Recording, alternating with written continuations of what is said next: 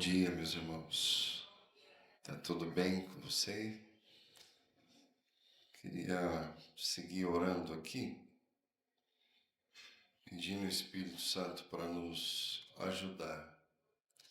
Quem aqui acha que a gente precisa do Espírito Santo? Amém, sim. Você acha que a gente precisa dele?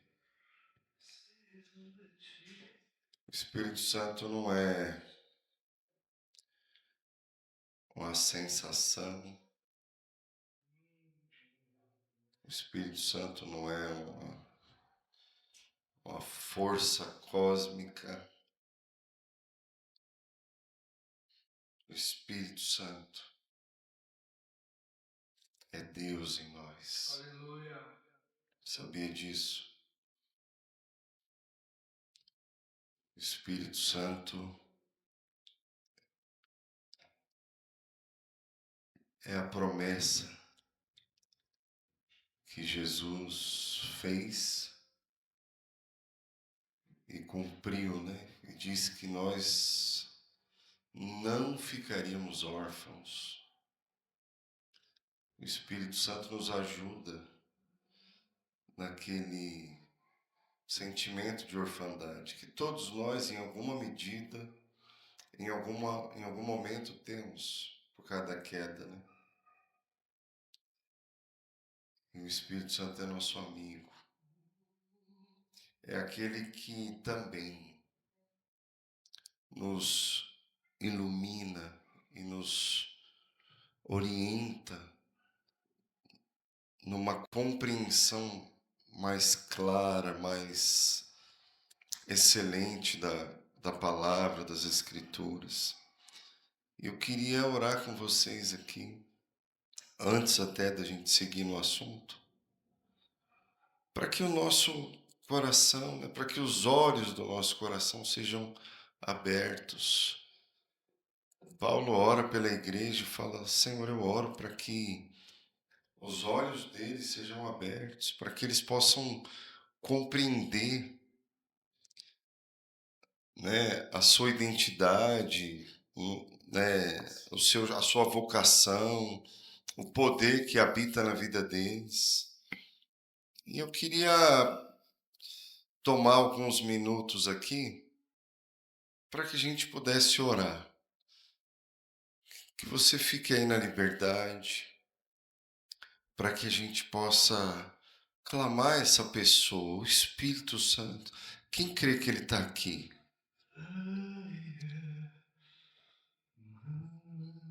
Quem gostaria que ele agisse dentro do teu coração nessa manhã? Você gostaria que ele ministrasse você, que ele te ensinasse aquilo que as palavras dos homens não são capazes de ensinar? Então, que você, aí no teu cantinho, faça aquela oração mais sincera que você puder, fala com ele, pede ele, fala: Espírito Santo, me ajuda. Eu quero a tua presença. Talvez você chegou aqui atribulado, angustiado, preocupado, triste. Talvez você chegou aqui com questões na tua vida que talvez você vai precisar resolver. Então, consumindo você, talvez estão até roubando a tua paz. Mas o Espírito Santo, ele pode te ajudar. Ele pode te encher de paz. Então, ora aí um pouquinho. Doce Espírito Santo, nós sabemos que tu estás aqui. Senhor, nós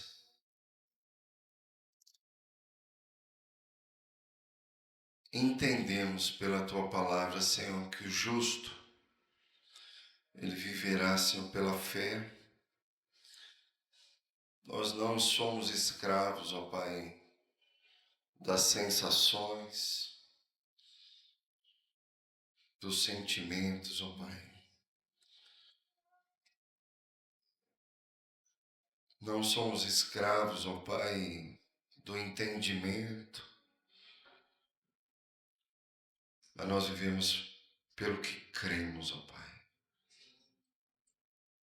Vivemos, ó Deus, pela fé. Mas nós precisamos, ó Pai, que os nossos olhos sejam abertos, que os olhos do nosso coração sejam iluminados, ó Deus, sejam totalmente esclarecidos acerca de Ti, Jesus. E eu quero te pedir nessa manhã, Senhor, que o Senhor faça a cada um aqui presente saber que o Senhor está aqui entre nós. Que o Senhor faça cada um aqui presente, Pai, perceber que Tu estás aqui entre nós, ó Deus. Nos ajuda, Espírito Santo. Pai, eu quero te pedir que a Tua palavra, Senhor, nessa manhã, que a Tua palavra, ela cumpra o propósito, Senhor, e nos ilumine. Senhor, em nome de Jesus, ó Pai, que a Tua palavra, ela seja aqui nessa manhã como um martelo que esmiuça a penha, Senhor, que destrói, Senhor, a pedra, a dureza, Senhor, se tem algum lugar de dureza do coração em nós, que a Tua palavra, Senhor, ela despedace. Que a Tua palavra, Senhor, seja como fogo que queima, Senhor. Em nome de Jesus, ó Pai. Que nós possamos perceber no nosso espírito, Senhor, aquilo que o Senhor quer dizer. Essa é minha oração, ó Deus. Em nome de Jesus. Você pode dizer amém? Amém. Amém, meus irmãos. Eu estou meu coração bem interessado, assim, desejoso de que você ouça a voz de Deus, que você possa receber o que Deus tem para te dar, né? Semana passada a gente começou um assunto e eu queria só ler de novo aquele texto que é a mesma base para que a gente quer seguir aqui hoje. Está em 1 Coríntios 15, versos 1 e 2. Vou ler aqui. A minha versão aqui é NAA. E diz assim o texto: Irmãos, venho lembrar-lhes o evangelho que anunciei a vocês, o qual vocês receberam e no qual continuam firmes. Por meio deles, vocês são salvos, se retiverem a palavra assim, tal como a preguei a vocês, a menos que tenham crido em vão. Então, a gente introduziu o assunto falando que o Evangelho é algo que todo cristão precisa conhecer, não apenas no momento da sua conversão, mas ele precisa desenvolver uma relação de expansão da luz acerca do Evangelho em toda a sua caminhada cristã. O Evangelho não é algo que só cabe nos primórdios da caminhada de um cristão. O Evangelho é algo que todo cristão precisa desenvolver um aperfeiçoamento do conhecimento. Ele precisa ser versado, ele precisa se tornar fluente no Evangelho, porque a partir da nossa compreensão do Evangelho mais clara, certamente a nossa prática ela vai se tornar também mais efetiva. Mais efetiva. Eu vou abrir o parênteses. Eu lembro de um dia que eu sentei para tratar com um rapaz há muitos anos. E ele nem congregava com a gente, mas ele pediu uma ajuda e eu fui na casa dele, um outro irmão, visitá-lo, e ele falou: eu sou cristão há não sei quantos anos. E falou, contou a história dele e tal. Só que essa já não tinha sido a primeira conversa e ele acabou abrindo uma questão de um pecado na vida dele. E um pecado assim, sério, né? Algo assim grave. E, e ele falou: ó, eu sou evangélico há muitos anos já, eu caminho, eu sirvo na igreja, eu trabalho. E eu falei para ele: puxa, querido, que bom que você conhece o Senhor há muito tempo, mas eu queria ouvir mais sobre esse assunto aí desse pecado. Então, ele começou a falar, mas eu percebi que conforme ele falava com naturalidade, ele não tinha noção da gravidade daquilo. Não é que ele fez no passado, que ele seguia fazendo, né? Que ele seguia vivendo, um pecado assim, um negócio esquisito. E eu falei: meu irmão, eu acho que talvez você não entendeu o evangelho direito. Aí ele ficou meio bravo comigo, assim. Eu falei: cara, eu acho que você não entendeu o evangelho. Porque essas coisas que você está praticando, à medida que o evangelho vai se expandindo dentro de você, não cabe mais. Ainda mais alguém com tanto tempo que caminha igual você está me dizendo. E aí ele me soltou uma frase assim que na hora eu falei: puxa, ele falou assim: você está me julgando. Deus conhece o meu coração. Aí ele falou assim, desse jeito, né? Deus conhece o meu coração. Ele conhece o meu coração. Eu falei: amado, eu não estou te julgando. Eu queria lembrar para você que te julga é a palavra. Não sou eu. O que te julga é a palavra. Eu queria lembrar você. Deus conhece teu coração, sim, mas Ele conhece também as suas obras. E você vai ser julgado, não é pelo teu coração, você vai ser julgado, segundo a Bíblia, é pelas suas obras. Você vai ser julgado pelo que você faz. 1 Pedro, capítulo 1, versículo 17, diz assim: ora, olha só o que diz o texto, 1 Pedro 1, 16 ou 17, não lembro. Ora, se invocais como Pai aquele que, sem acepção de pessoas, julga retamente cada um segundo as suas obras, portai-vos com temor durante o tempo da vossa peregrinação. E eu falei isso para esse irmão, ele se calou. E eu não sei porquê, irmãos, nunca mais esse irmão me procurou. Eu não sei o que aconteceu, mas tudo bem.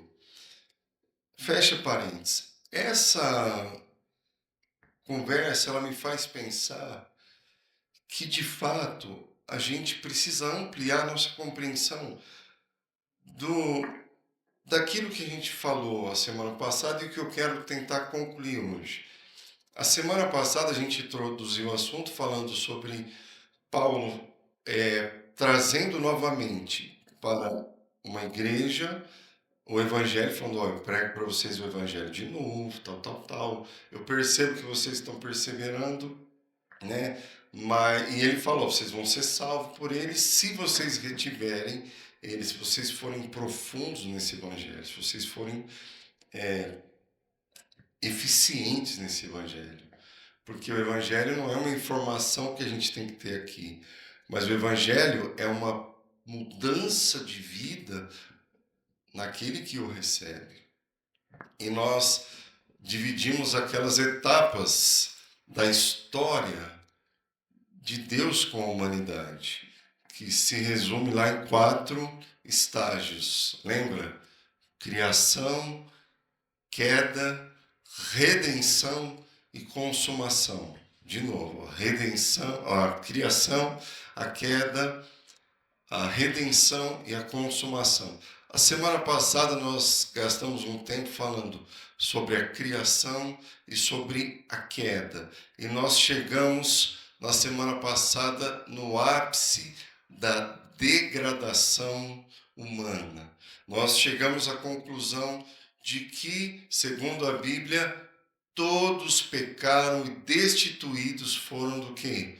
Da glória de Deus. Ou seja, eles foram apartados da sua relação com Deus, eles foram desligados da sua comunhão com Deus.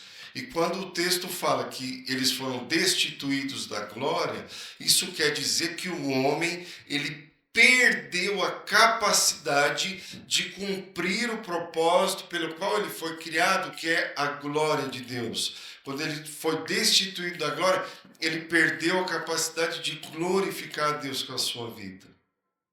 E isso, irmãos, é danoso, isso é terrível, isso é um grande problema. Aí a gente vai ver que é algo que nós precisamos entender. Muitas pessoas, elas, e no meio da igreja, às vezes tem uma compreensão errada. E fala assim, não, eu sou uma boa pessoa. Eu sou uma boa pessoa. Eu nunca matei.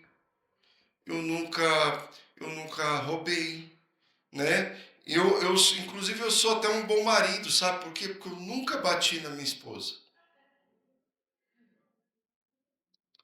Então, quer dizer que a pessoa, ela se mede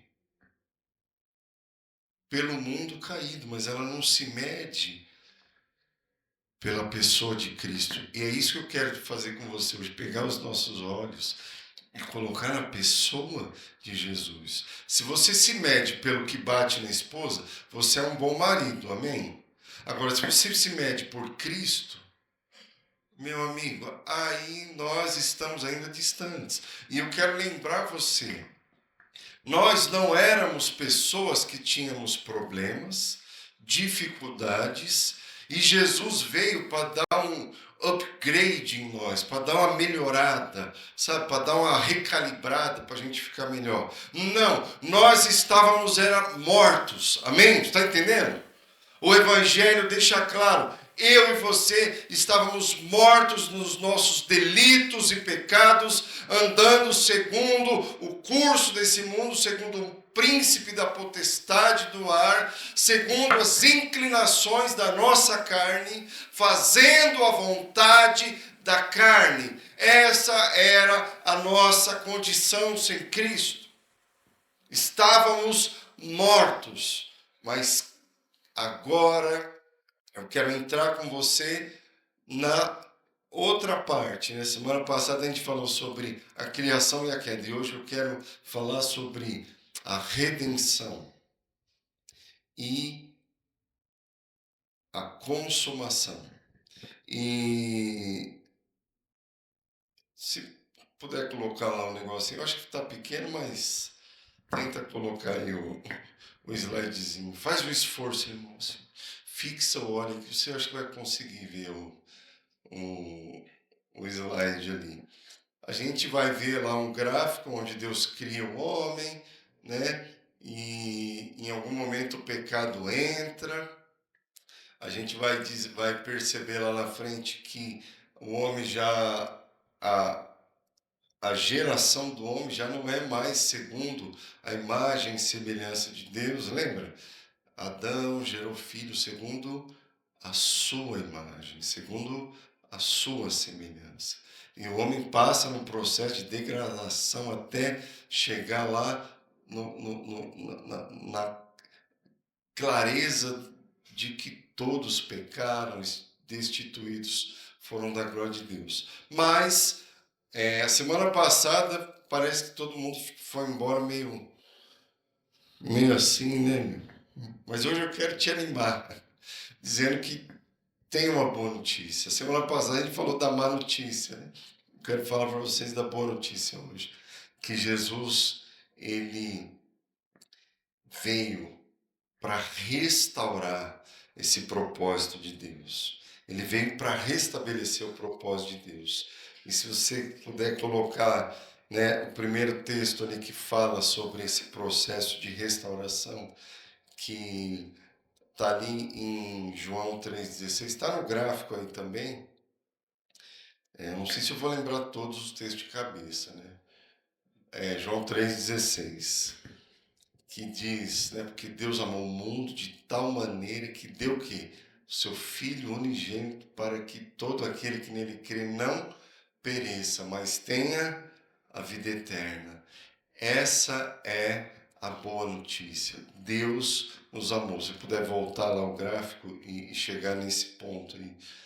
Deus, ele nos amou de uma maneira tão grandiosa, tão maravilhosa, que a gente vai ver que esse momento é onde Deus realiza aquilo que nós chamamos de salvação. Nós fomos salvos em Jesus Cristo. Ele nos salvou. Se você puder colocar o próximo texto aí, essa salvação, ela nos torna o que? Livres do pecado. Segundo Romanos capítulo 6, versículo 22. Vamos ver o que diz Romanos 6, 22.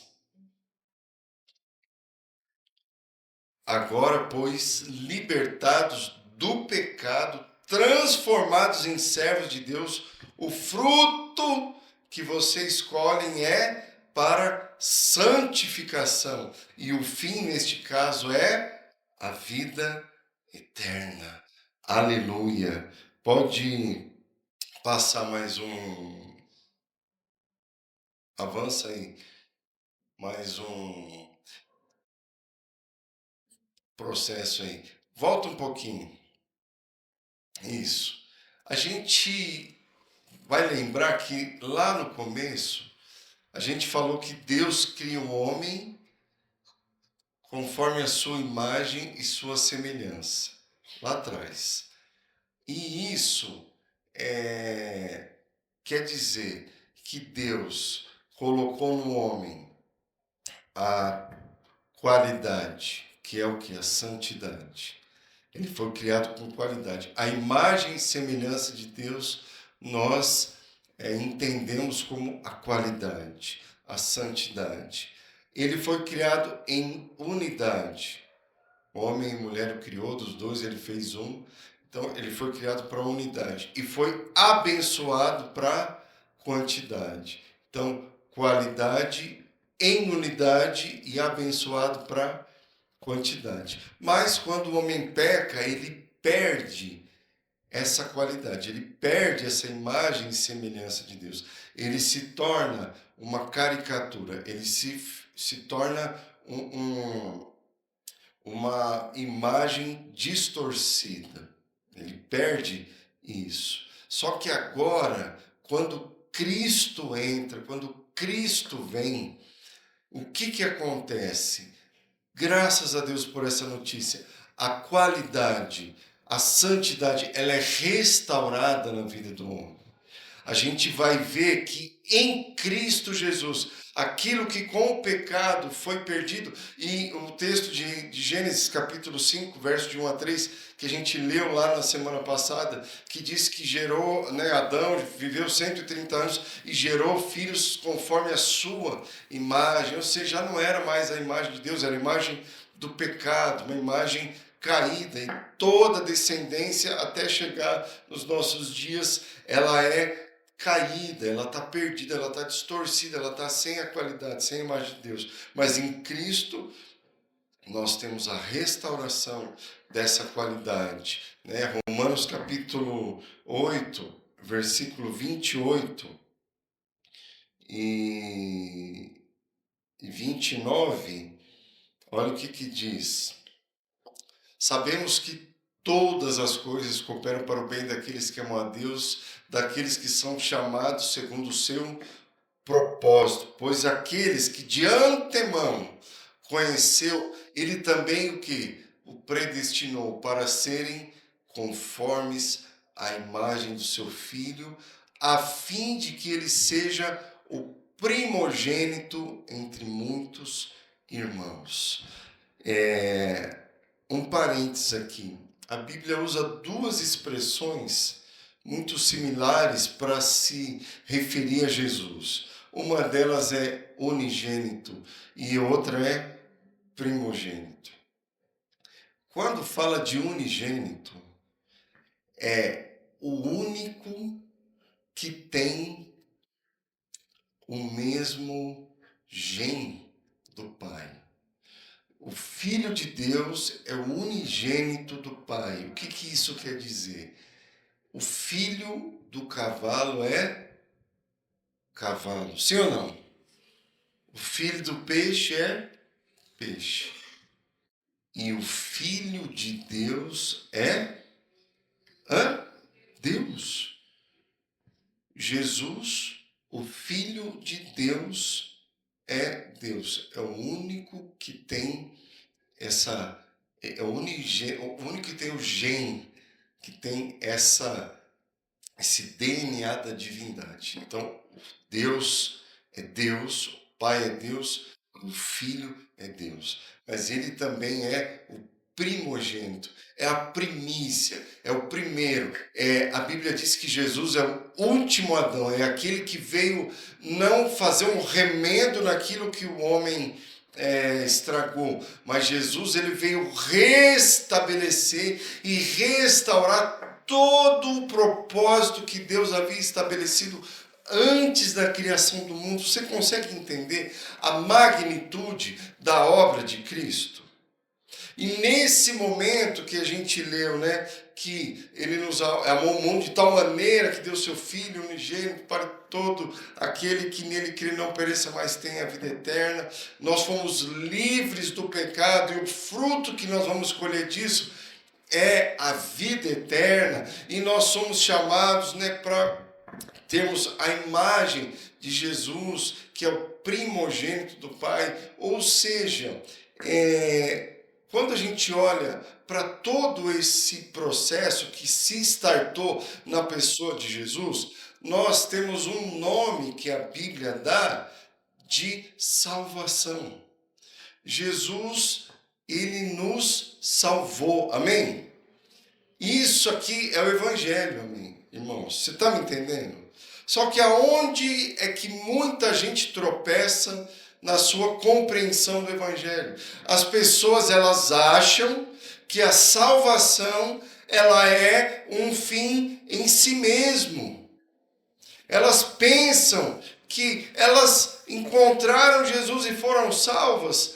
Pronto, agora está tudo resolvido. Mas eu queria dizer para você que a salvação, ela não é um fim em si mesmo. A salvação, ela é um meio de Deus para nos conduzir à plenitude do propósito de Deus.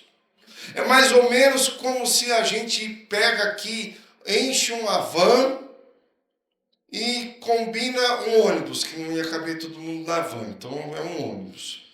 Talvez 2 ônibus, enche um ônibus, aí chega lá no meio do caminho, nós vamos para o Rio de Janeiro, chega no meio do caminho e fura o pneu do ônibus. Aí fura o pneu do ônibus. Aí a gente fica todo mundo frustrado, porque a viagem ela foi atrapalhada, porque furou o pneu do ônibus. E todo mundo fica triste porque furou o pneu do ônibus. E agora a gente está parado no meio do caminho. E todo mundo chorando porque não vai conseguir concluir a viagem porque furou o pneu do ônibus.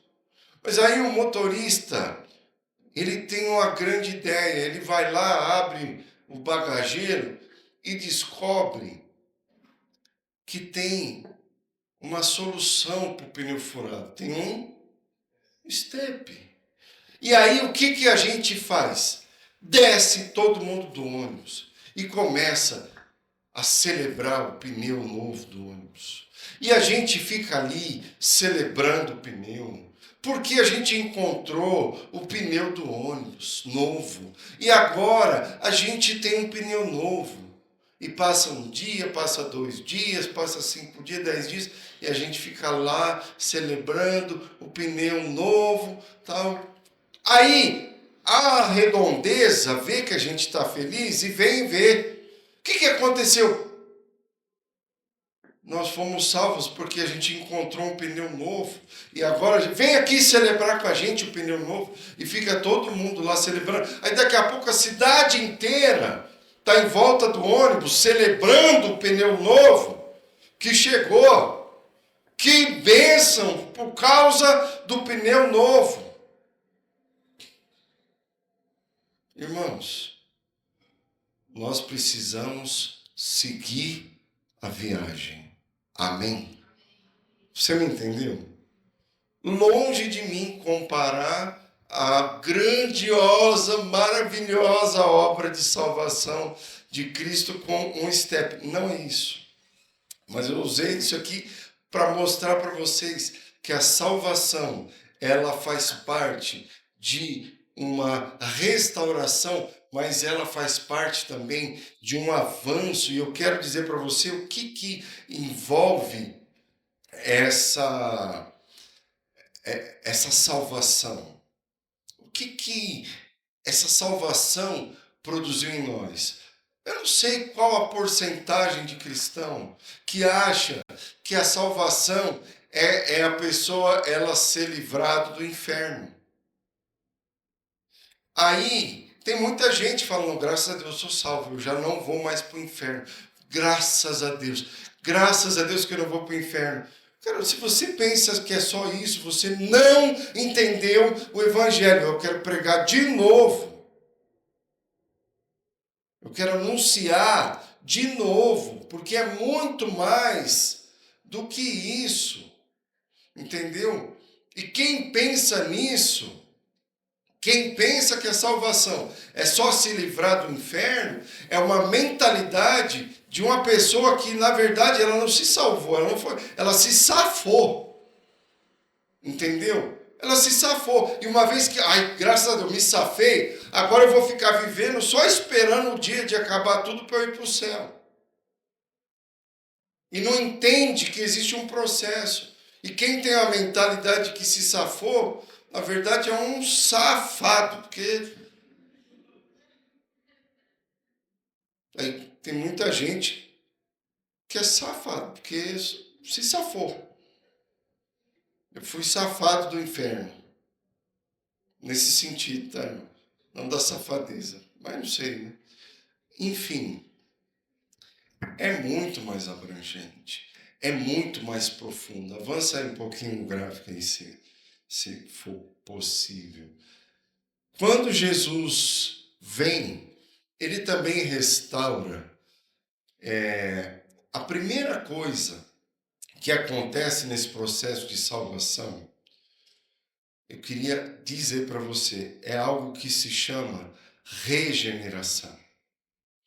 O que é a regeneração? Você nasce de novo numa nova família, mas você nasce de novo agora com um novo DNA. A regeneração, ela fala que você recebeu uma semente incorruptível. Em Cristo nós recebemos uma semente incorruptível. Nós fomos regenerados, nós fomos regerados, nós fomos gerados de novo. Agora, não mais a imagem do pecado, mas agora a imagem de Cristo. Nós fomos restaurados agora, conforme lá atrás a qualidade foi perdida. Agora em Cristo, essa qualidade ela volta, a santidade ela volta, a imagem de Cristo ela volta em nós, e nós passamos por um processo onde essa imagem ela vai se aperfeiçoando, mas a raiz ela muda. A raiz do pecado, como nós falamos na semana passada, ela é a incredulidade e a soberba, o orgulho. Todo pecado que acontece na vida de qualquer pessoa tem por raízes A incredulidade e o orgulho, a soberba, foi o que Satanás, o que a serpente semeou ali em Eva. E aquilo se tornou a raiz de uma vida toda torta. Agora, quando Cristo vem, é muito mais do que ser livrado do inferno. As raízes da nossa vida, elas são modificadas.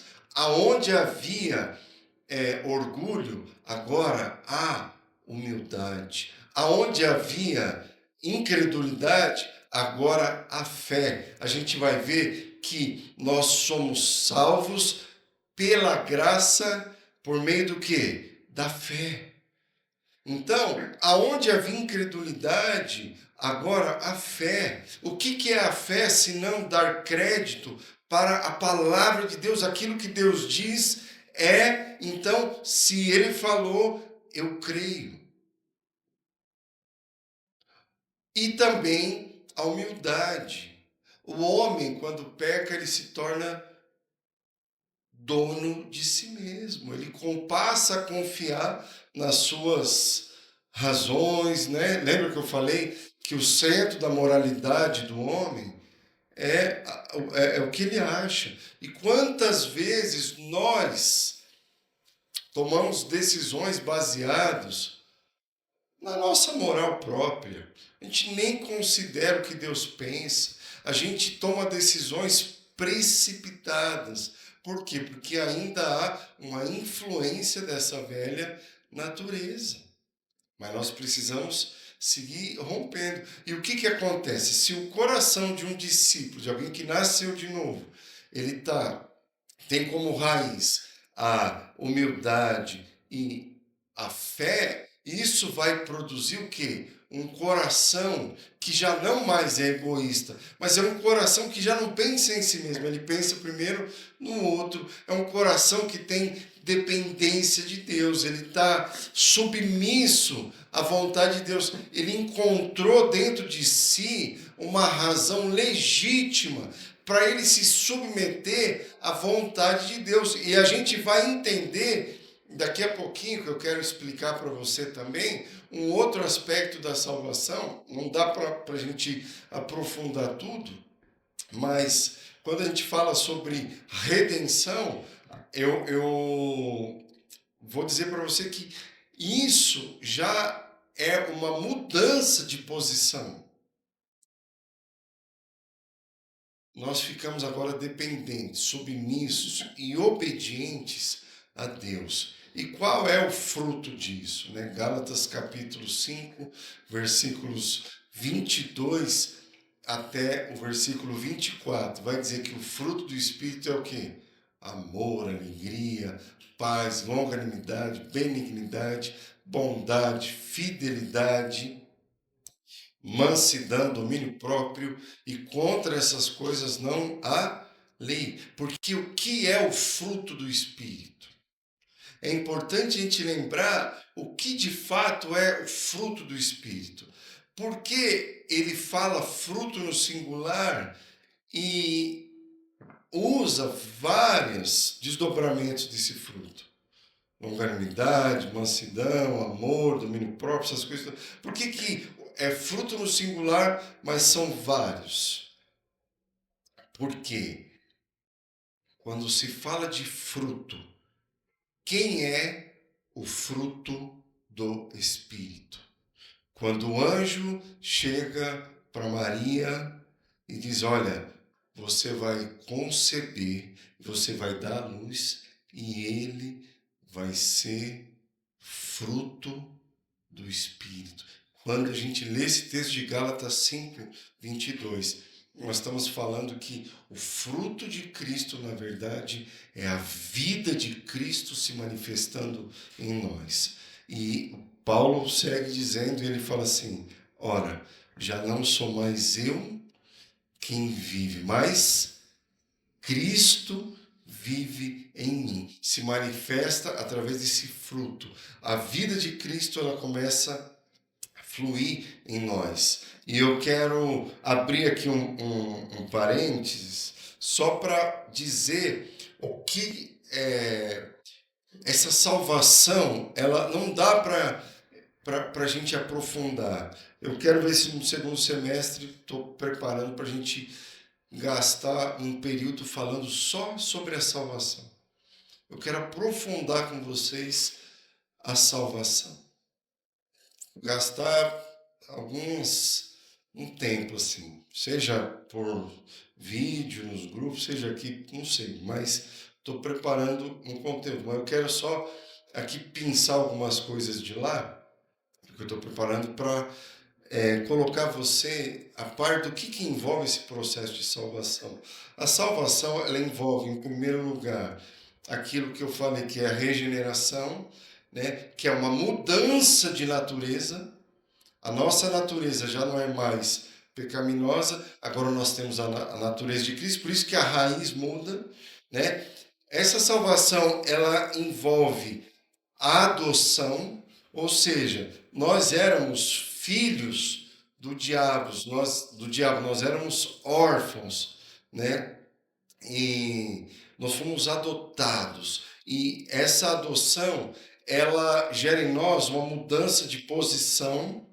A salvação gera em nós a justificação, que é uma mudança de condição. A nossa condição, ela muda, entendeu? Nós tínhamos uma dívida impagável e agora, com a obra de Cristo, essa condição de endividado, ela cessa, né? O escrito de dívida que era contra nós é rasgado, nós fomos totalmente perdoados da nossa vida, da nossa dívida, e isso nos torna o que? Justificados, né? Um outro aspecto da salvação é a reconciliação. Nós estávamos separados de Deus, mas a salvação nos reconcilia de novo com Ele. Agora nós somos unidos novamente com Ele por meio da obra de Cristo. E também um outro aspecto da salvação é a redenção. Por isso que a gente usa essa palavra nesse processo de criação, queda, redenção e consumação. Porque esse aspecto da redenção, eu penso assim que ele tem talvez não sei se uma centralidade ou um aspecto um pouco mais profundo do que implica essa salvação, porque a redenção, ela significa mudança de propriedade. É isso que significa a redenção. Nós éramos escravos do pecado e éramos propriedade do diabo. Você lembra que Deus, quando criou o homem, deu ao homem o quê? Uma coisa chamada autoridade. Ele falou assim, ó, eu te dou autoridade e você vai governar sobre a criação. Você vai governar todas as coisas. Você vai presidir, você vai governar todas as coisas. A partir da nossa comunhão, o Senhor diz ao homem, você vai governar sobre toda a criação. Porém, com a queda, o que o homem faz? O homem pega essa autoridade e dá de mão beijada nas mãos de quem? Do diabo. O diabo passa a ter autoridade não só sobre a criação, mas ele passa a ter autoridade sobre o próprio homem. Então, o homem, ele é escravo do diabo. As pessoas não gostam de ouvir isso, mas essa é a verdade. O mundo caído jaz em quem? No maligno. O mundo caído anda segundo o curso deste mundo, segundo o curso do príncipe da potestade do está falando de quem? É dele, do tinhoso, do cão, do Satanás. O mundo vive debaixo do governo do diabo, ou seja, o diabo é o senhor daqueles que estão caídos. Ele é o dono, ele tem toda a autoridade na vida dessas pessoas. Agora, quando Cristo vem e nos salva, e nós somos redimidos, nós passamos agora num processo de uma mudança de propriedade. A redenção significa remissão, resgate, né? Fala de Deus, através de Cristo, reavendo o direito da nossa propriedade. E você vai ver, por exemplo, não dá tempo da gente falar aqui, que lá no Antigo Testamento havia uma lei que chamava a lei da remissão. Tinha a história do endividado lá, que quando ele não tinha como pagar a sua dívida, alguém da família, né, ele ia lá e trazia o que? Uma remissão. Ele pagava a dívida daquela pessoa e aquela pessoa ela era livre. Ou então, o que chama-se lá da lei do jubileu, que quando chegava o ano do jubileu, o endividado ele era perdoado, ele era livre. E lá no Antigo Testamento, o endividado ele ficava na mão do seu credor, ele era escravo do seu credor. Então, esse conceito de redenção vem desse contexto lá do Antigo Testamento. E a humanidade, ela passou a ter uma dívida impagável, mas em Cristo nós fomos livres, porque Jesus pagou a nossa dívida e ele nos comprou com o seu sangue, né? E a partir disso, nós nos tornamos o quê? Propriedade de Deus. Assim, nós fomos redimidos, né? Nós fomos agora tirados de um lugar aonde nós fomos libertos da escravidão, nós não temos mais aquela carta de dívida que era contra nós. Não, nós fomos livres. Então, eu queria focar aqui, só fortalecer com você esse conceito da redenção, para você entender. Quando nós falamos aqui, e a gente bate forte nesse ensino sobre o senhorio de Cristo, Jesus Cristo, inclusive, eu creio assim, a Bíblia nos orienta assim, se com a tua boca confessar Jesus Cristo como que? Senhor. No teu coração crer que ele ressuscitou dentre os mortos, vírgula, serás salvo. Jesus só salva aqueles que ele é Senhor. Porque se ele não é Senhor, essa pessoa ela ainda não foi redimida. Está entendendo? Como amplia a nossa compreensão. Porque se eu só falo de senhorio, falo Jesus é teu dono, fica parecendo que você escolhe, tipo assim, não, então tá, então eu estou escolhendo me dar para ele. Mas quando você entende a obra dele, não é você que escolhe se dar para ele. Ele que adquiriu o direito de ser o seu dono na cruz. Está entendendo? E se você quer ser um cristão, você precisa se encaixar debaixo dessa revelação. Falando, pera lá. Ele me redimiu, então ele é o meu Senhor, ele é o meu dono. Ele é o meu Kyrios. É aquele que tem autoridade máxima na minha vida. Então, ele governa sobre o universo, mas ele também governa sobre a minha vida. Ele tem o direito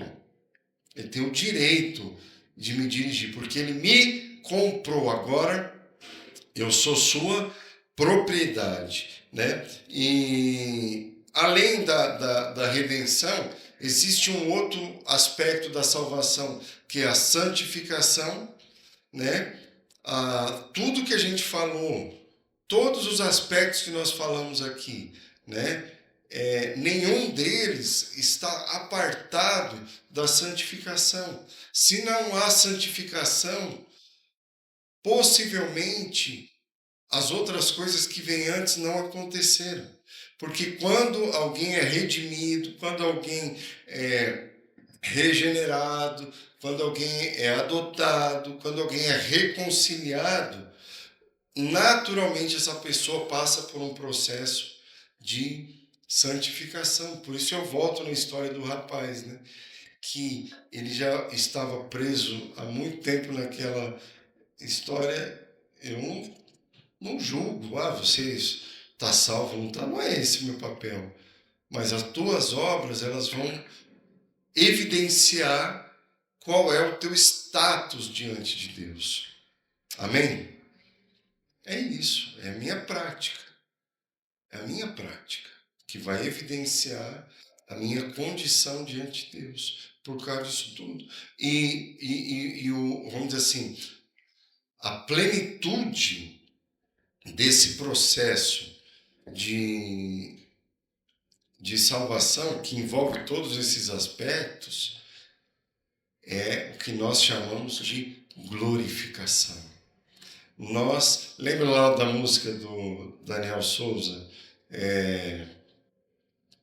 Justificado eu fui, santificado eu sou, glorificado serei através de Cristo, né? Eu fui livre da culpa do pecado, sou livre do poder do pecado e da presença do pecado, livre serei. Isso é o que nós chamamos de glorificação. Podia até cantar, irmão. Canta essa aí uma hora dessas daí, irmão, pra gente cravar o ensino, né? Volta lá no slide, deixa ele completo lá, que aí facilita a vida de vocês aí. Pronto. Esse processo, pode ir. Não, volta lá. Isso, deixa assim. Eu sei que ninguém enxerga, nem eu estou enxergando aqui. Jesus, mas pelo desenho você entende, não entende, irmão? Hã? Pelo desenho você entende. Quando Cristo entra e acontece esse processo que eu falei aqui da salvação, a restauração da qualidade, eu queria abrir um parêntese, a gente até fez questão de colocar aqui no slide ali, esse processo que a gente vai vivendo como cristão é um processo de maturidade. Amém? Eu vou ousar dizer uma coisa para vocês. Se pudesse resumir todos os problemas que a igreja enfrenta em todas as dimensões, em todos os lugares, em todos os países, em todas as regiões na face da terra, se eu puder resumir os problemas da igreja, as dificuldades que a igreja passa, as pataquadas que às vezes a igreja apronta, em todos os lugares, eu resumiria num problema, que é infantilidade. São cristãos que ainda não amadureceram, são como crianças. Se você ler, por exemplo, a carta de 1 aos Coríntios, você vai ver uma igreja cheia de problema, uma igreja cheia de confusão. Cada capítulo vai dizendo um tipo de problema que eles tinham. Mas a essência de todos aqueles problemas é que eles eram crianças. E Paulo diz, olha, eu queria muito tratar vocês como adultos, mas vocês têm se tornado o quê? Crianças. Porque criança que faz isso, criança que faz aquilo, você se tornou uma criança. E aí, a gente incluiu aqui ali no slide esse processo, né, que fala sobre o nosso crescimento. Porque uma vez que nós estávamos lá no fundo do poço e Jesus nos salva e nos restaura e nos coloca de novo no trilho, nós precisamos entrar nesse processo de buscar e perseguir, né, a plenitude até chegar num lugar que a gente vai ler aqui já. E nesse processo a gente é livre do pecado, a qualidade é restaurada, mas ainda há uma luta com a velha natureza que precisa ser crucificado. E aí a gente tem aquelas verdades para o crescimento, entendeu? Que assim como a história da igreja tem lá sistematizações de ensinos, de princípios, tudo que eu falei aqui foi Paulo sistematizando a história da salvação. A regeneração, a reconciliação, a justificação, a reconciliação, a santificação, a glorificação, a redenção, tudo isso aí é a sistematização do processo de salvação. E na nossa caminhada a gente também pode sistematizar princípios que a gente crê que pode nos ajudar nessa caminhada, como essas verdades para o crescimento, que é se humilhar, se submeter, estar vinculado no corpo. Vinculado no corpo não é teu nome escrito num rol de membros. Não. É muito mais do que isso. Está vinculado, é receber vida. É discernir o corpo, é perceber Cristo na vida do outro. É ser participante da vida do outro. É deixar o outro ser participante da sua vida. É ter a liberdade de ajudar o outro na fraqueza dele, mas também dar a liberdade de o outro te ajudar na sua fraqueza. E tudo isso você só consegue fazer quando você decide se sujeitar. Por isso que a palavra diz: sujeitai-vos uns aos outros no temor de Cristo. Não é sujeite aos líderes, aos pastores, não, é uns aos outros. Vincular, se alimentar bem, é isso aqui, ó. É ampliar a compreensão do Evangelho, é saber do que nós estamos falando, é compreender de maneira um pouco mais profunda. Não estou falando aqui que a gente agora vai fazer um curso de teologia, não é isso, irmãos. Mas isso aqui que eu estou falando é o básico do Evangelho. É o mínimo que um cristão precisa saber para ele poder entender aonde é que ele está e o que ele está vivendo, e até ter uma noção de qual é a condição dele nesse processo. Porque você vai ver que na carta aos Hebreus, uma igreja que já tinha uma caminhada, uma igreja que já tinha um tempo, uma igreja que já tinha uma vivência no Evangelho, ela foi encontrada reprovada, porque o autor diz assim: olha, pelo tempo decorrido, pelo tempo que vocês são igreja, pelo tempo que vocês são cristãos, já era para vocês serem mestres, ensinar o outro, mas vocês se tornaram tardios em aprender. Mas ele não está falando tardios em aprender no sentido de saber, mas vocês se tornaram tardios em praticar. Vocês se tornaram tardios em praticar.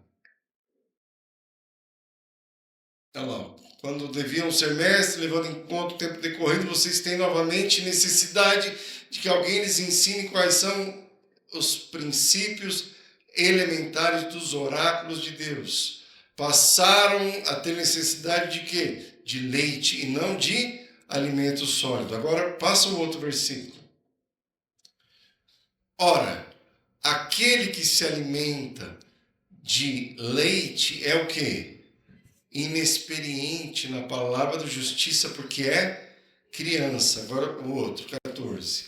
Mas o alimento sólido é para os adultos, para aqueles que, pela prática, têm as suas faculdades exercitadas para discernir não somente o bem, mas também o mal. Ou seja, o que evidencia a maturidade na vida de um discípulo, segundo o texto que nós acabamos de ler, é o quê?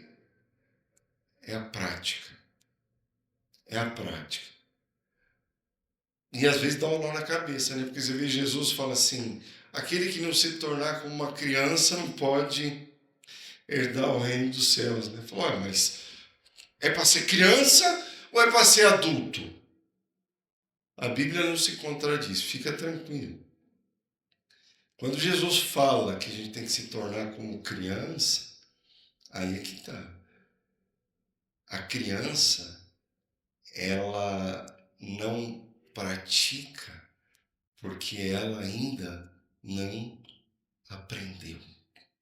Porque ela ainda não sabe, ela está num processo de aprendizado. E quando Jesus fala que a gente tem que se tornar como uma criança, ele está falando assim, ó, seja sempre alguém com o coração de um aprendiz, de alguém que entende que precisa aprender para seguir crescendo.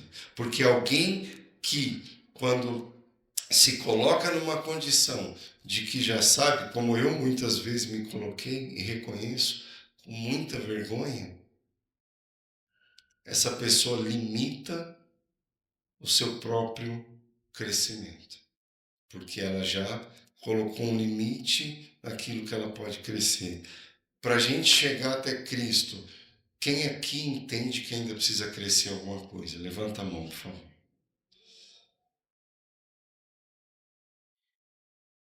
É simples assim. Eu ainda preciso crescer. Por isso a gente fala, né? Se humilhar, se submeter, se vincular, se alimentar bem, né? Ter luz. Por isso que a gente senta, a gente ensina, a gente conversa. Mas não é só se alimentar bem, é praticar. E aí, você olhando ali o gráfico, a gente vai chegar, nós estamos rumo, estou encerrando aqui já, ao lugar que Deus nos planejou para ser. Nós vamos chegar à plenitude, irmãos. E aí eu queria ler lá o texto de Efésios capítulo 4, versículo 3, que fala que nós estamos nessa jornada. Todos nós, irmãos. Efésios 4, 13. Estamos nessa jornada. Negando a carne, morrendo para nós mesmos, crucificando o velho homem, negando a velha natureza, negando todas as coisas, morrendo para si mesmo, sufocando as minhas vontades, as minhas inclinações, até que, até quando? Até quando, irmão, que a gente vai viver desse jeito? Até que todos cheguemos à unidade da fé. Nós vamos chegar numa comunhão plena de fé, de entendimento, de compreensão, de iluminação, até que todos chegamos à unidade da fé e do quê? Do pleno conhecimento do Filho de Deus, ao estado de pessoa o quê? Madura. Por quê? Porque nós vamos chegar à medida da estatura da plenitude de Cristo, ou seja, todos nós seremos como Jesus. Esse é o momento aonde nós, no que diz respeito à nossa vida, às nossas lutas, nós vamos experimentar o que a Bíblia chama, né, de a glorificação, é a consumação. E esse processo de salvação, irmãos, ele não envolve só a mim e a você. Ele envolve a redenção de todas as coisas. A terra será redimida. Tudo que ficou caído vai ser redimido, vai ser restaurado. Todas as coisas, elas vão ser totalmente transformadas a Cristo e vão estar ali no governo de Cristo. Por isso que a Bíblia fala sobre aquele período, não dá tempo de falar aqui agora, né? Que é o que a Bíblia chama de milênio. O que é o milênio? São 1000 anos, logo em seguida da volta de Jesus, aonde o diabo vai ficar preso lá, e durante esses 1000 anos Jesus, ele vai governar sobre a terra, ele vai reinar e vai restabelecer todas as coisas debaixo do seu governo. Amém? Agora volta lá no gráfico lá, que acho que tem mais um texto aqui. Esse texto também dá um nó na cabeça do povo, né? Não é esse aí não. Volta lá. Você percebeu, irmãos, que Deus, ele é como se fosse uma linha do tempo ali. Deus foi criado, houve a queda, aí o negócio foi ladeira abaixo, mas quando está lá no fundo do poço, Jesus vem e restaura todas as coisas e nos pega todos e nos leva a um processo de crescimento para nos levar de volta àquele lugar de plenitude, onde nós vamos ser com Ele. E aí é o que eu sempre chamo de novo Gênesis, né? Deus, ele não tem um plano B. Deus não faz remendo. Tudo que ele estabeleceu antes da criação do mundo vai acontecer. Amém? E aí, Hebreus capítulo 5, versículo 9, esse texto aqui confunde muita gente, mas vou tentar explicar ele para vocês. Hebreus 5:9. Está falando sobre Jesus, né? Olha isso. E tendo sido aperfeiçoado, tornou-se autor da salvação eterna para todos os que lhe obedecem. Ué, mas a salvação não é pela fé? Não é pela graça? Por que ele está dizendo que a salvação, ela parece que é pela obediência? Então vamos lá. Quando a gente fala sobre salvação, lá na frente vou destrinchar isso melhor com vocês. A Bíblia, no Novo Testamento, ele fala sobre salvação nos 3 tempos. Eu fui salvo, estou sendo salvo e serei salvo. Então, a salvação também fala de um processo. Ué, mas se eu sou salvo, eu posso ter certeza da salvação? Claro que sim. Você não só pode, como eu te aconselho a você ter certeza da salvação. Tem até a musiquinha, né? Quem é salvo e tem certeza diz amém. Esse amém aí ficou... Quem é salvo e tem certeza diz amém. Tem que ter certeza, irmãos. Mas é um processo que está acontecendo. E eu também serei salvo. Os estudiosos, os teólogos, quando eles falam, por exemplo, desse assunto, quando eles falam da vinda do reino, eles usam uma expressão que é assim, ó, já eu recebi, mas ainda não. Ou seja, já é uma realidade, mas ainda não de maneira plena. Entendeu? Então, ele já nos garantiu isso. Agora, o autor aos Hebreus, pelo que me parece, quando você vai estudar esse texto, ele entende que a salvação é pela graça, pela fé, mas ele faz uma junção muito clara da fé com a obediência. Então, ele não consegue separar a fé da obediência. Então, logo, aquele que crê, ele vai obedecer. Ou seja, eu não obedeço para ser salvo, mas porque eu fui salvo, a evidência de que eu fui salvo é a minha obediência. E o fruto, a expressão dessa salvação é a minha obediência, segundo está escrito. Por isso ele vai dizer que Jesus, ele é o autor da salvação eterna para todos os que lhe obedecem, ou seja, aqueles que evidenciaram a sua fé, que receberam a graça pela fé e seguiram na prática da obediência,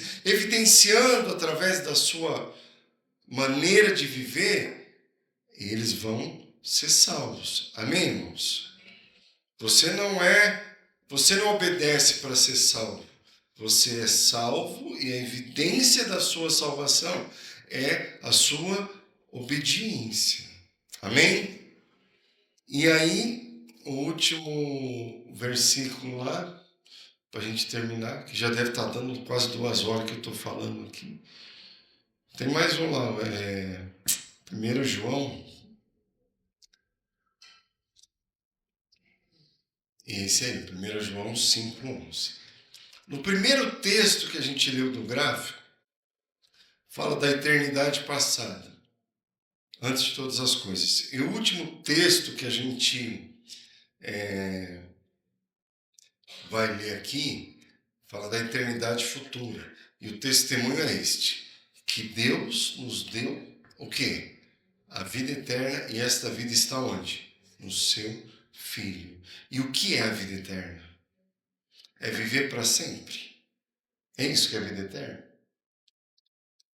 Também. Porque nós somos eternos. Por isso, eu queria dar uma notícia. Quem aqui é ansioso? E assume. Quem é ansioso? Levanta a mão aí.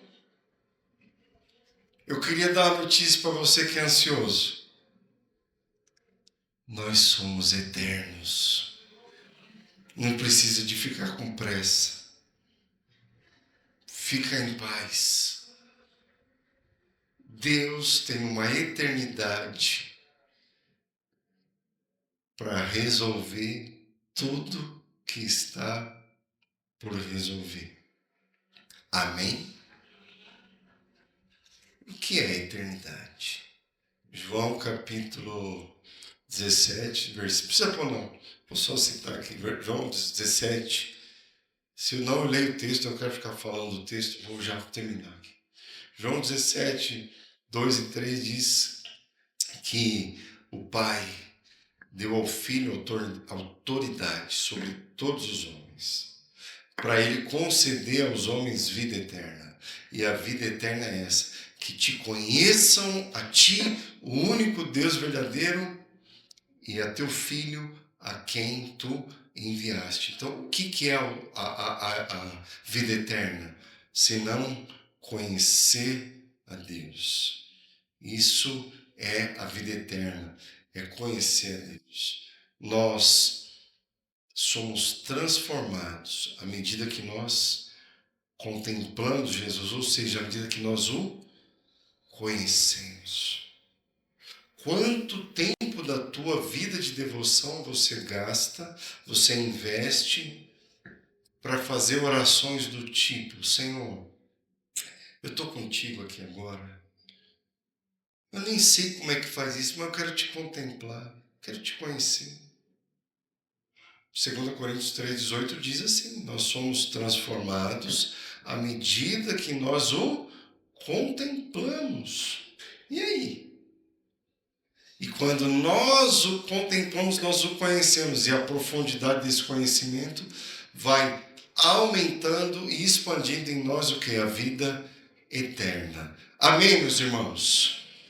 Que Jesus te abençoe, que você possa ficar cheio com essa palavra. Se você não conseguiu assistir a da semana passada, pega lá do começo, tudo.